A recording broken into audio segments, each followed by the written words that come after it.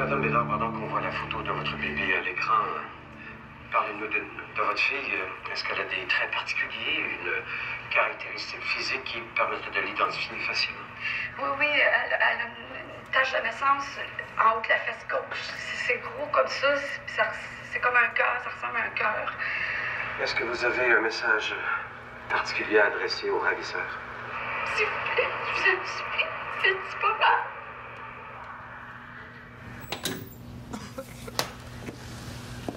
Suite à cette première intervention dans les médias, dont plusieurs se souviennent, même après 10 ans, j'en suis sûre, avez-vous donné d'autres entrevues? Oui. Je me disais que la meilleure façon de retrouver ma fille, c'était que tout le monde la cherche. Fait que les premières semaines, j'ai parlé dans les journaux, à TV, à radio, à chaque fois qu'il y avait du nouveau, genre des fausses pistes, là, quand une fois, quelqu'un pensait de l'avoir vu en Abitibi. Fait que là, les journalistes me rappelaient, puis je recommençais. Et est-ce qu'il y avait une mention spéciale qui accompagnait les photos de Jessie qu'on montrait dans les médias? Oui. Sa tache de naissance en forme de cœur.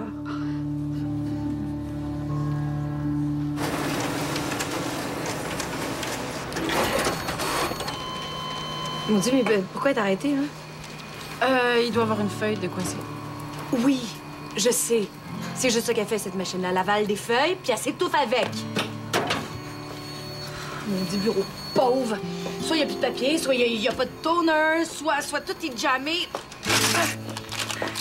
Au moins, si on avait une deuxième photocopieuse, on aurait 2 fois plus de chances que ça fonctionne.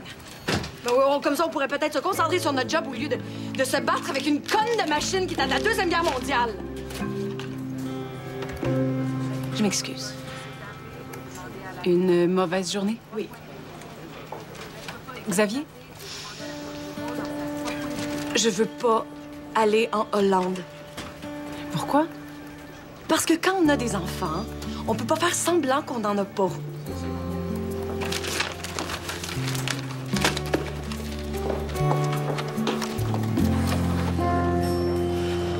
Je trouve ça dur de voir ma fille en amour avec la folle qui me l'a volée. Ah, vous savez, c'est tout un choc pour Jessie aussi. Elle doit plus trop savoir quoi penser. Vous pensez qu'elle me croit pas? Ah non. C'est surtout que c'est plus facile pour elle de croire que sa fausse mère était au courant de rien. Mais quand la juge va dire que la voleuse est coupable, elle va être obligée de me croire, moi. C'est pour mes crises de panique. J'en prends quasiment plus. Je suis vraiment stressée un matin. C'est correct, ça me regarde pas.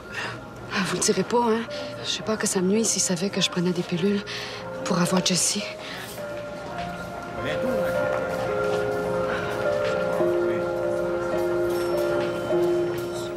On n'oblige pas sa femme et son fils d'1 an à s'exiler dans un autre pays juste pour une job. Il me semble que j'ai le droit de dire non sans qu'ils me mettent de pression. Oui. Mais ce que je comprends pas, c'est pourquoi tu veux pas y aller. Parce que c'est pas le bon timing. Puis ce serait quand, le bon timing? Mais je sais-tu, moi? Quand Olivier sera plus grand, quand il va être moins fragile, tu parachutes pas un enfant comme ça dans un pays inconnu. Il me semble qu'on a juste besoin d'y penser 2 secondes pour trouver que ça n'a pas d'allure. Tu penses pas? Non. Mais ce que je trouve, par exemple, c'est que t'as travaillé vraiment très fort sur ton argumentaire puis que t'as presque réussi à te convaincre toi-même. Qu'est-ce que tu veux dire?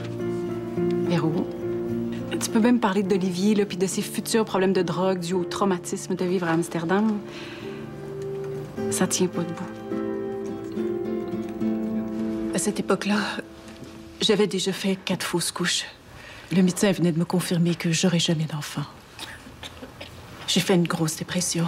J'ai quitté mon travail. J'avais plus le goût de rien. Toujours en parlant de cet été-là, il y a 10 ans, vous étiez alors mariée avec Patrice Baudouin. Oui. Quelle a été la réaction de votre mari face à votre déprime, si je peux m'exprimer ainsi? Il m'a dit qu'il avait loué un chalet et qu'on partait le lendemain. On était arrivés là. C'était au milieu de nulle part. On était totalement isolés. Il n'y avait pas de télévision, même pas de téléphone. En plus, il avait loué pour 6 semaines. Il disait que c'était pour me faire du bien. Dans votre ton, je crois comprendre que vous partagiez pas son avis. Bien honnêtement, j'étais loin d'être sûre d'avoir le goût d'aller me perdre dans le bois.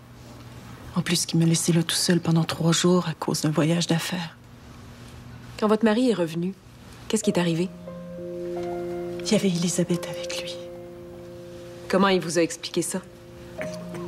Patrice m'a dit que c'était une enfant dont les parents étaient morts dans un accident de la route. Il m'a expliqué que des collègues au travail lui avaient demandé de s'en occuper. Pour qu'on vous suive bien, Madame Dumaine, pouvez-vous préciser à la cour quel était le travail de votre mari? Mon mari était fonctionnaire pour le ministère de l'Emploi et de la Solidarité sociale. Qu'est-ce que vous avez répondu à votre mari? Pour la petite, j'ai tout de suite dit oui à Patrice. J'ai pas hésité 2 minutes.